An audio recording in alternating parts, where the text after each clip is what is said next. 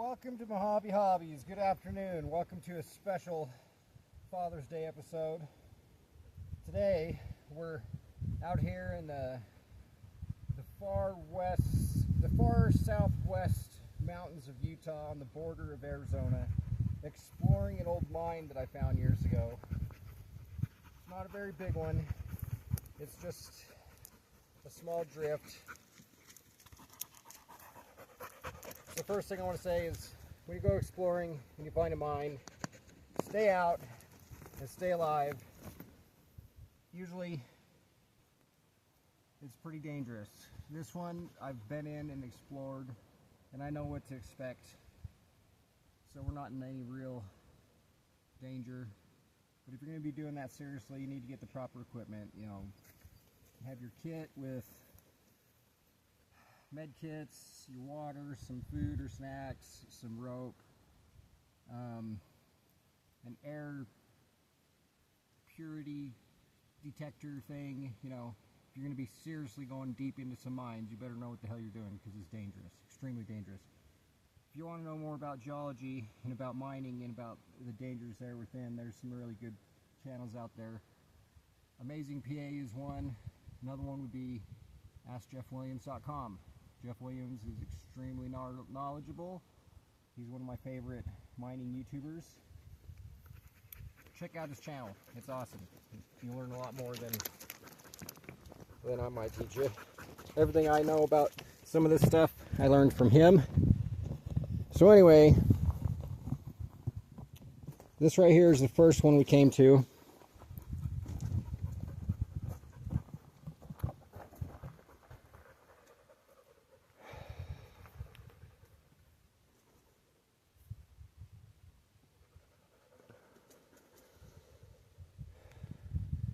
Straight down.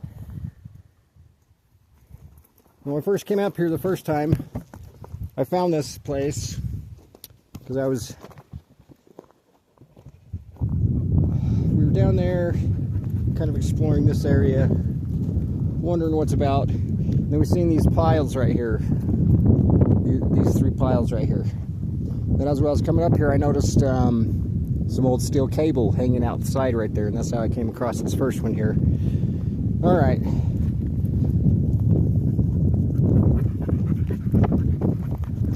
I'm not real good about creating long content. This is going to be rough, unedited, raw content. So you get what you get. Until I start getting more serious about editing, I need to get my computer set up in my studio, my music recording studio set up, so I can start recording music again and start editing videos and getting a little bit more serious about making content. So if you want to see those kind of things, make sure to hit the like and subscribe button so you can let me know if you're interested in seeing some longer content. We tend to do a lot of shorts with doing the chores at the farm and other things, and all right. So here we go, into the depths of the earth.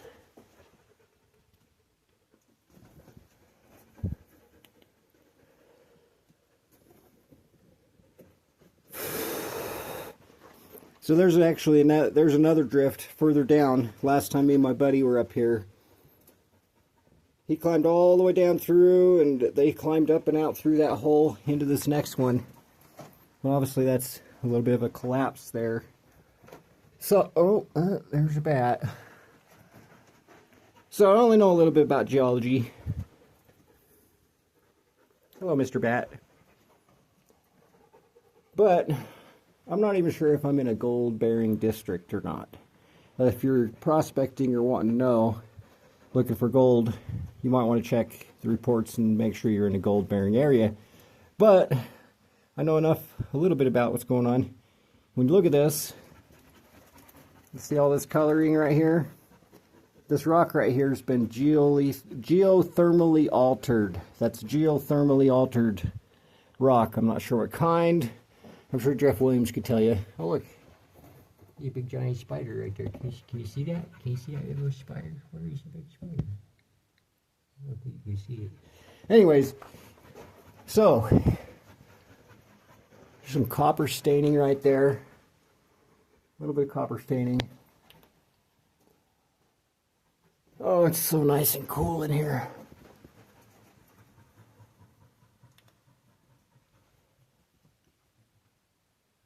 Quite interesting colors up in there. You be careful, Diggy. That's my roll dog. She goes everywhere with me. When I go metal detecting and I find a target, she'll actually dig up the target for me. How cool is that? All right. I have yet to go down in that one. I don't think it goes very far, but I don't know. Somebody's been digging in here since the last time I was in here.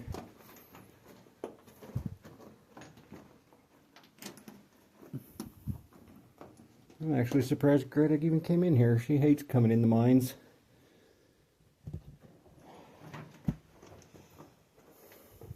Oop. There goes Mr. Bat. Alright. So this is where it gets a little bit interesting. Oh, it's just crickets. It's just crickets. I thought it was spiders. I can't stand spiders. That jumped out of my skin here. Alright, we're going to have to set you down for a minute. Let's see if I can get down in here.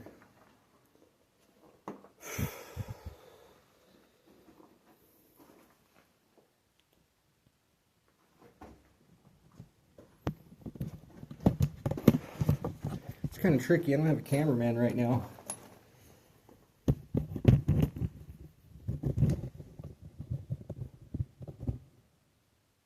Where's this one?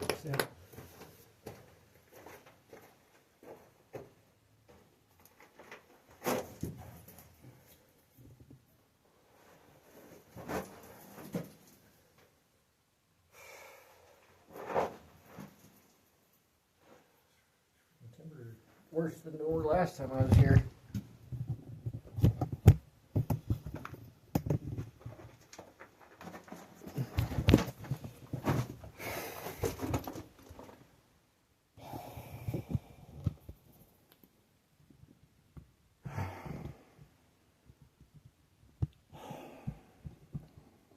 It's super nice in here though, compared to out there in the desert heat.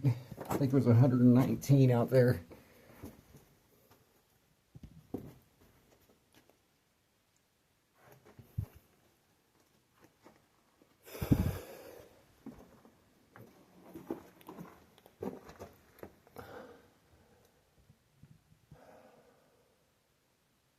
Some more of that copper staining. Some of that Julie thermal altered rock.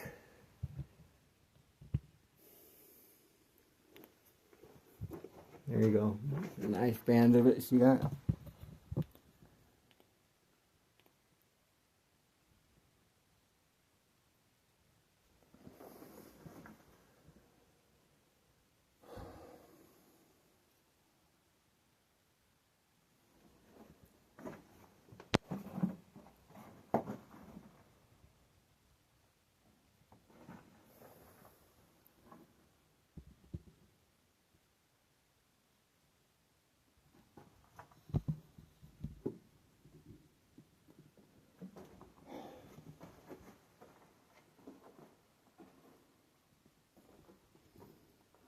Oh, Valentine.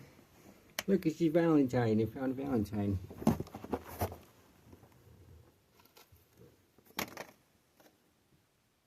Happy Valentine's.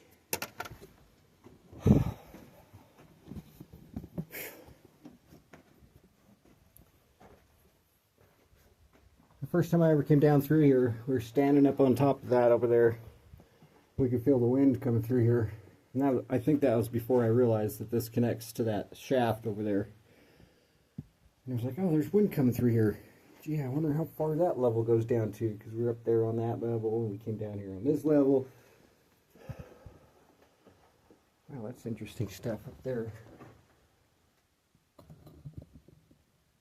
You can see all the sparkles. There's sparkles in that stuff. Looks like hematite staining.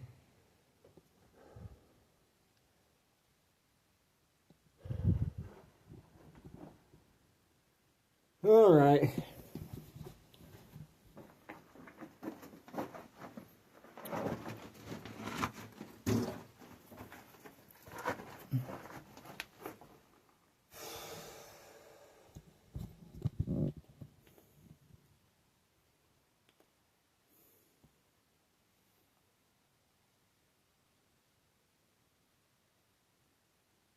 So quiet. I'm not real good about narrating yet. I am a beginner. I don't know. I've been recording content for a lot of years, but years ago, I fell off my porch and broke my back. I'm a race mechanic by trade. Went to Arizona Automotive Institute. I got my degree in auto and autotronics.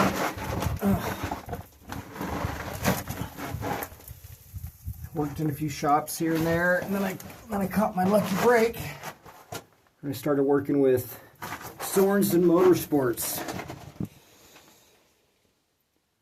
doing desert racing and short course racing for the Lucas Off-Road Series. My drivers was Amanda and Brandon Sorensen. Back in the day when I was running with them, being their crew chief. Okay, that's a fucking spider. That's a big... I'm out of here. I don't do spiders. But anyway, back when I was racing... Whoa! That was nice. Back right in the face. That scared the shit out of me. So anyways, back when I was racing, I was working 80 hours a week with a broken back. Rebuilding 4 race trucks every week, and then go racing in the weekend. And with all my hard work, through my darkest hour, through the worst pain in my life, with no help from the doctors, I was able to get my driver Brandon to a 2nd place finish at a national, which was awesome. It was a huge accomplishment as a mechanic. And then after 8 months of 80 hours a week, working my broken back, working my body into the ground, my boss laid me off for a while so I could heal up. Left on good terms. He told me I could come back and work with him at any time. But ever since, I've been a stay-at-home dad. Oh look, that's very well may be what they call a muck plate, where, you know, they throw that down before they blast or whatever, and then they use it to be shoveling off of it. But I don't really know what they were doing in this area. I mean, I don't know enough about it to tell you. I just watch a lot of people on YouTube that do know about it. So anyway, long story short, I have been struggling to get back to good health after some serious injuries like that. Oh, it was amazing I could do anything. So there's that first shaft we've seen from the top up there. You gotta give it to them old timers. Them guys were crazy. I mean, how they came down here and did what they did with what they got. You guys are nuts. Complete wackos. So anyways,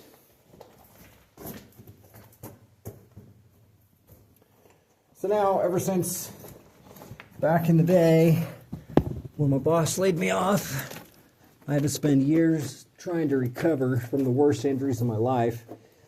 I had 3 herniated discs. All my ribs on my left side were broke off in my back and in my chest. I had 12 fractures, all on my left side. 3 in the front, 3 in the side, 3 in the back. So I had a terrible, terrible condition, a failed rib cage, where all my ribs were broke and they were broken off in my back. It was terrible. And then all the doctors, you know, they thought, oh, he's just drug seeking. There's nothing wrong with this guy. He just wants drugs to get high. which was a terrible problem where I live, because a lot of people, they be going to the doctor and, oh, I'm in so much pain, doc, help me out. And so everybody that the doctor sees, they think is just drug seeking. So those of us that are in serious pain with some serious injuries, oh, get the worst of it. But thank God I was able to make it through the worst pain of my life and make it through the worst addictions of my life. Trying to self-medicate with the worst injuries I think anybody could ever deal with. It was ridiculous. Oh. But thank God I was able to make it through.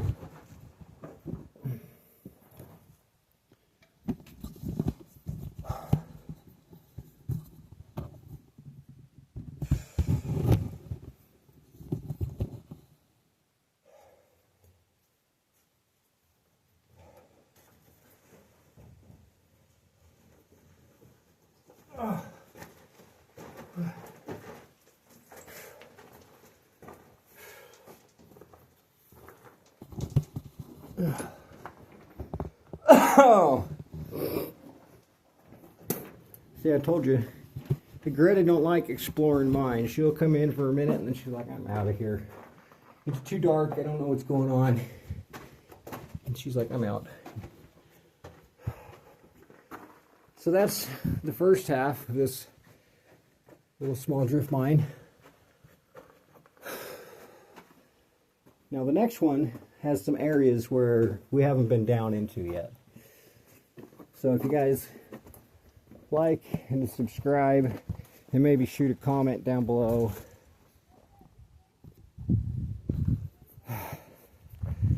Who's that, Nitro?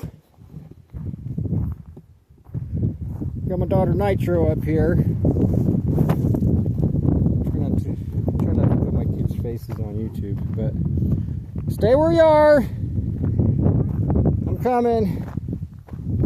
Did you find her digging dog? There she is. She's a good diggy dog. Whew. Well, it's kind of hard to hear when you're that far underground.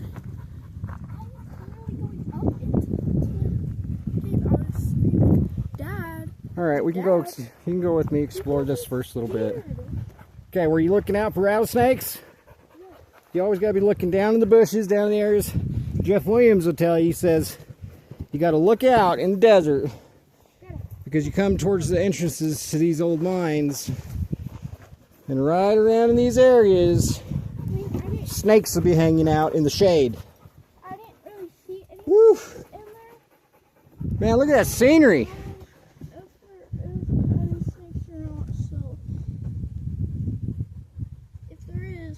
My camera's glitching out. I hope the content's better than it looks on my phone. Yeah, it's about 6 o'clock in the evening. It's the far corner of Utah near Arizona. It's 119 degrees out. People be... Been down in Arizona. Yeah, it's way cooler down in here too. Flashlight. You guys be all concerned. Oh man, we're having a heat stroke. You guys don't know about no heat stroke. We're having a heat wave. Yeah, you don't know nothing about no heat wave. You come out here in the desert of Arizona, woo doggy, it'd be 115, 120, 125 degrees. The most I ever seen was 126 or 128 one time. Oh my gosh, it was ridiculous. Okay, are you seriously wanting to come down this one? This one was the scary one. We haven't been down in this one, and this one's a little more sketchy than the other. Down here with Tony. Well, I know, but we never went down. We never went down in there. I think we did. No, we just went up here around this corner, but I don't care. Come on.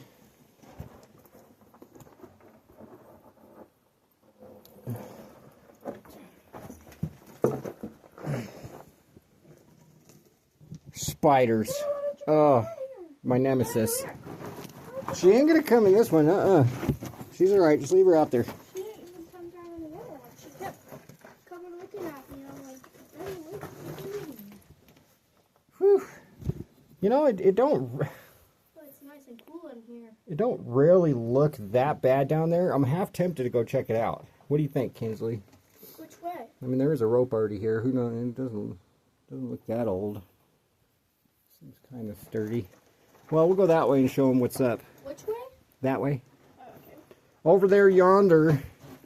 In fact, if you're coming down, go ahead and head over that way. Why is it so cool in here? Isn't it hotter in lower elevation? Well, yeah, but when you go down in the ground, it gets cooler, kind of. Unless you're like, in certain mines, you go down and it gets hotter, I guess. I don't know. It's alright, Greta's. It's okay, Greta's. Can I have the flashlight? This looks way more pretty in person than it does on the camera.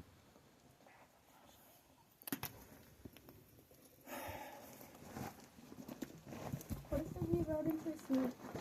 I ran into a bat in the other one. Really? Yeah. He was flying around in there, kept flying in deeper. And then when I got all the way down in there, he flew right by my face and scared the heck out of me. I wasn't even ready. Yeah, I seen him go in there, and then I still wasn't ready. Oh, at least you're not like when I was in the mammoth caves. There's a bat! And everybody kept saying there's a bat right up next to my head.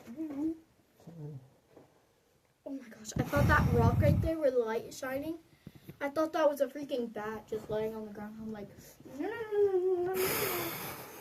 There's feather down. Alright, so see, this is that other one that I was telling you about. It goes for a while, and then there's another opening, or another chute, that goes down in the ground further. My nose is stuffy.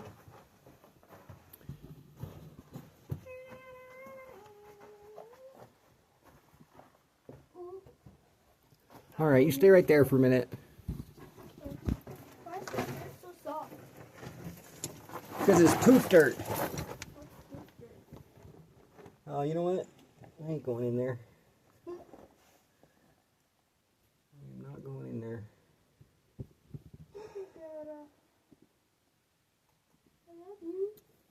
Some tumbleweeds and stuff were in. If I had some serious equipment and I knew what the heck I was doing, I might go in there. But I don't. And I don't. So like they say, stay out, stay alive. You never know.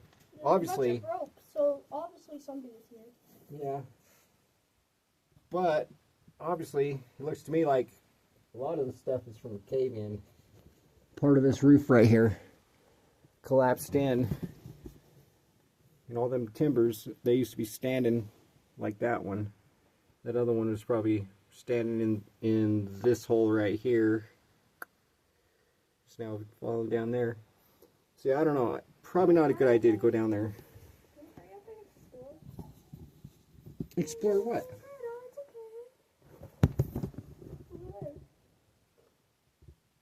Poor Diggy dog. She's so worried right now.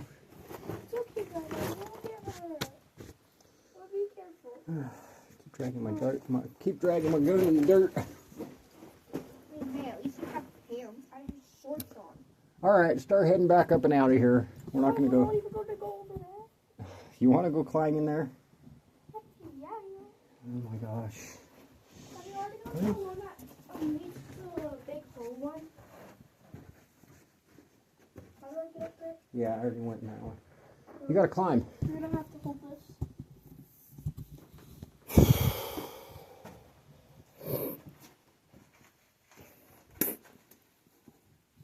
Keep up the light, dude. Your phone light ain't gonna do anything for me. Sorry. Got too many things going on at once, so I'm trying to not put your face on YouTube. Let me see the flashlight.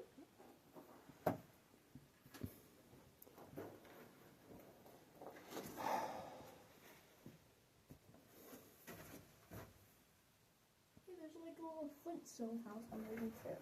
Yeah? A little Flintstone house, you say? It's hard to get up there. I don't even know where Dad, maybe if here, I'll hold the camera. All right, stand by here. Let me just set this down.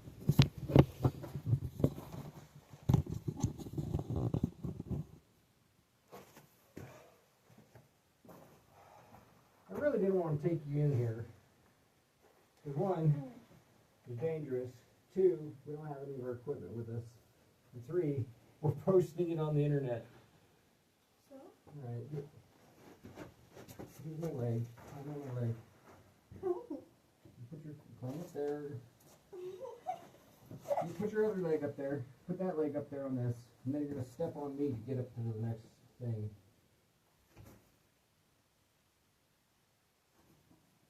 And put your, or do that, I don't care.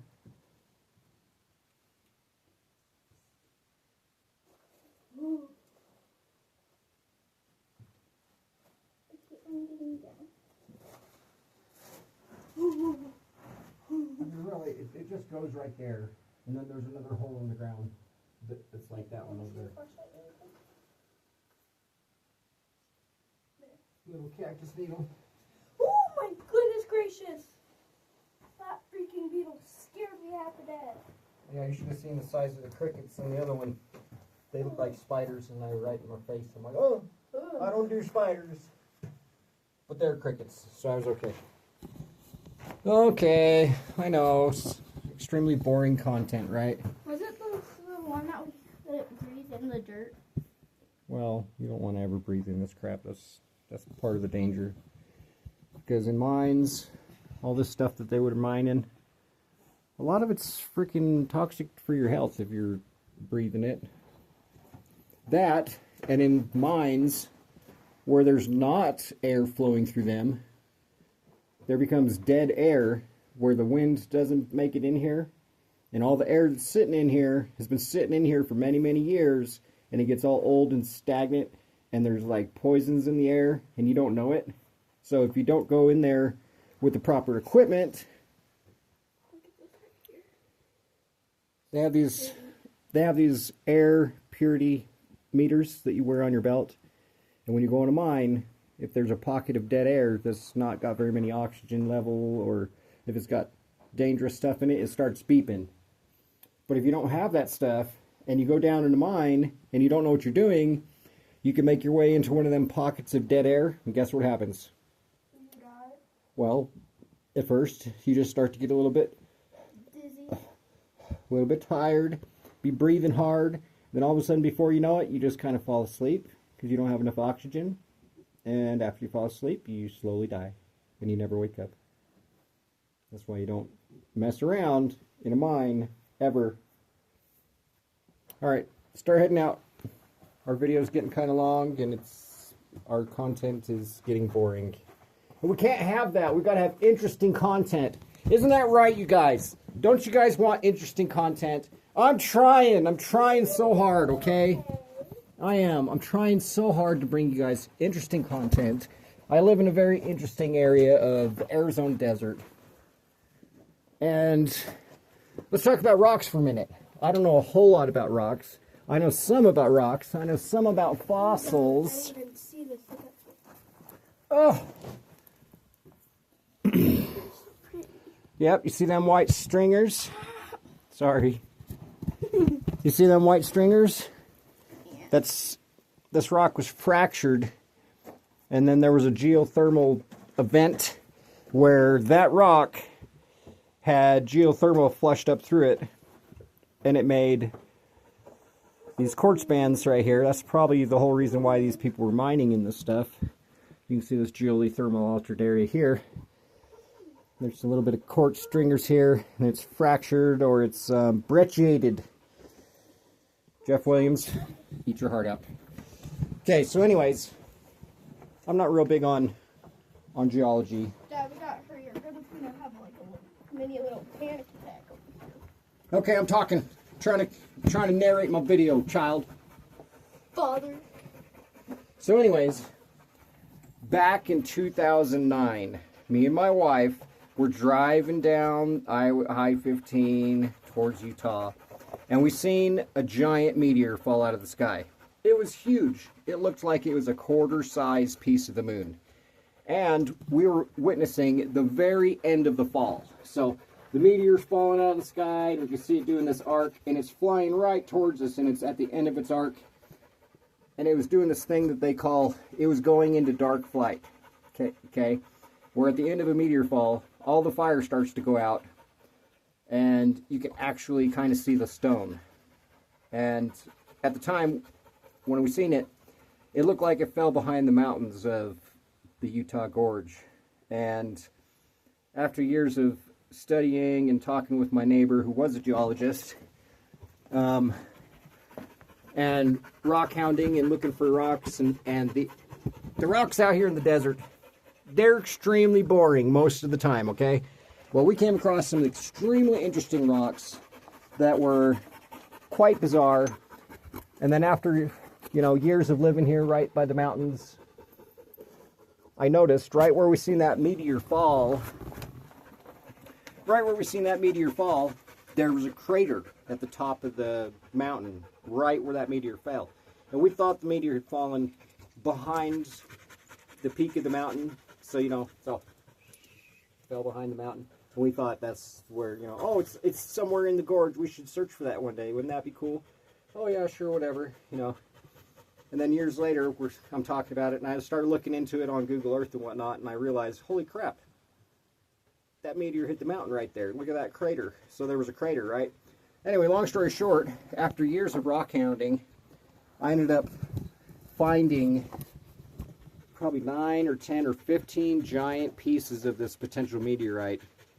And of course, I take it to the rock shows, and all the rock shows, and all the experts, some layman like me go to the rock show with some extremely interesting rock that I think's a meteorite because I seen it fall out of the sky. And, I live in the desert where there's no interesting rocks. And I used to work in the scrap industry, and I had access to people that had a spectrum analysis gun, okay, working at the scrap yard. They'd be scanning their metals and stuff. And I had a piece of it with me, and I was like, hey, you want to scan a piece of this rock for me? And the guy's like, sure, go get it. So I brought it over there, and it was cut, because, I started verifying these meteors by cutting little windows in them and looking for the Whitman-Statman pattern, right? So anyway, I brought this piece of meteorite over there to the guy, and he scans it with his electron gun, or his, Anyways, normally he'll scan something within 2 minutes. It checks the worldwide database. And it'll come back, and it'll tell the people exactly what batch of copper that came from. It kind of helps them track where the metals come from and what batch they were made from, and whether or not there's a huge batch of the stuff that was stolen, or brand new wire that was stolen, or blah, blah, blah, yakety schmacky, okay? Long story short, the guy scanned my rock with this thing, and it took 15 minutes searching a worldwide database, looking for a match, and then he's like, man, I think you broke my gun, because he was like, it never takes this long. This is as long as it's ever taken. I think you broke my gun. Anyway, right about that time, it goes beep, and it comes back, and it says, no match found on the worldwide database of everything that's been scanned with those guns in the scrap industry, whatever. Anyway, but long story short, it still showed the spectrum analysis, or the composition of the stone, right? It was 75% cerium, 20% iron, 5% nickel, 5% copper, 3% gold. And I think it was like 1% iridium, which all those things, I want to say, they were more likely meteoric than natural per se. But in my long study, I found another friend who found a piece of the same exact kind of rock on the golf course in St. George. And so I drew a line from the crater that I found through the golf course, and that line went through the golf course of Utah, up and over the pole, and it pointed directly into Africa, where also NASA had found a carbonaceous chondrite that had the same exact spectrum that fell in Africa, November 2009, same time period, I want to say it was the same exact fall. And so I asked a geologist, or a professor of astronomy at Dixie Tech, is it plausible that a giant meteor could break up above the Earth and land in different parts of the world. And he says, oh yeah, of course, you know, if a rock's coming down and it breaks apart, and this is the world, you know, we're over here and Africa's over here, it could break apart in the atmosphere and two pieces of the same stone land on opposite sides. So anyway, long story short, we're going to do videos talking about the meteors that I found, and I'm going to show you some cut pieces and talk about all the stuff that I learned about meteoric stones, because I went down a rabbit hole studying them rocks.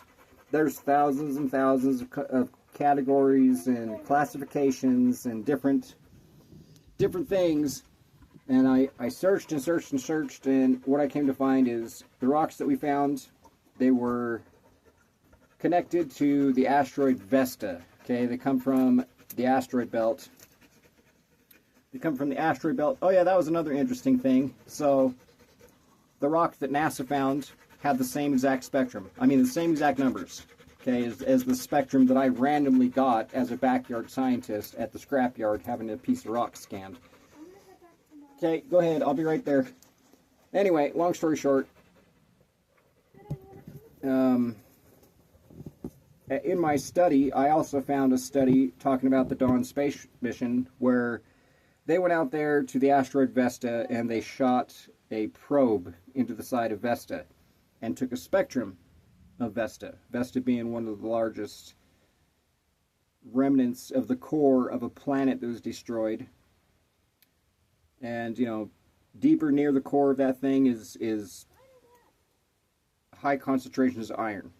The more near the surface or in the mantle of that planetoid that was destroyed is more stony and less iron. More towards the very surface of that thing, it's mostly stone, not very much iron. So anyways, but the spectrum that they took of Vesta matched the NASA report even said spectrum of Vesta matches newly found meteor found in Africa, meteor blah blah blah, number this and that. And they were talking about how NASA found a meteorite that was a direct match to the asteroid Vesta, which in my luck, I had found these stones and done this huge 6 or 7 year study going down this rabbit hole, learning about these rocks, and had 5 different spectrums done on all these different rocks. And more or less go to talk to the experts at the rock show, and the experts are like, oh yeah, you don't know what you're talking about, that's slag. Oh yeah, you don't know what you're talking about, oh that's hematite. Oh, you don't know what you're talking about, that's magnetite. You know, they're telling me, oh, you don't know what you're talking about, you don't know what you're talking about. And it's like, I've had spectrums done. Oh, well, where's the paper? Let me see the spectrum analysis. And I was like, I had it on a sticky note. They're like, oh, well, that doesn't count. We don't care. You know, so the experts, they're trying to sell meteorites at these rock shows. So you show up there with a rock to show them, trying to get them to buy a rock. And they're like, oh, yeah, you don't know what you're talking about. That ain't nothing. Just get rid of it. You can leave it here with me if you want, you know, kind of thing. So anyways, so talked to 6 experts at the rock show. 3 of them said, yeah, those are potential meteorites. Obviously, they got characteristics of flight. There's some fusion crust on them. There's some very interesting design in the matrix in the stone that you can see. Yeah, those look like anchorites. Oh, those look like this. They look like that. And then the other 3, oh, you don't know what you're talking about. That's magmatite. Oh, that's hematite. Oh, that's slag. You know, so after all these years of studying and me coming to my own conclusions and having spectrums that match other things that I did this huge study on, more or less, I don't know what I'm talking about. And now, I'm still at this point where it's like, it's a 50-50 toss-up. Nobody knows. Or I guess, I don't know. We'll just have to talk about it and we'll show you. The plan is we're going to send it to Dixie Tech, and we're going to go in there, and we're going to hit it with the electron microscope, and we're going to get them to print off the spectrum analysis on a Dixie State letterhead showing their actual printout from their machine. And then maybe we'll have a leg to stand on with these experts that know better than I do. I don't know. But anyway, it's getting late. My video is getting way too long. I hope you like our content. I'm going to try to do some better videos and try to stay on task. Right now, it's raw, uncut. we don't edit our videos. We don't have time, and I don't have my equipment set up yet. But if we can start getting a following, I'll start being a little bit more serious about it. So, thanks again. Make sure to like and subscribe to help us grow our tiny channel. Say goodbye, Greta. Here's a good dog.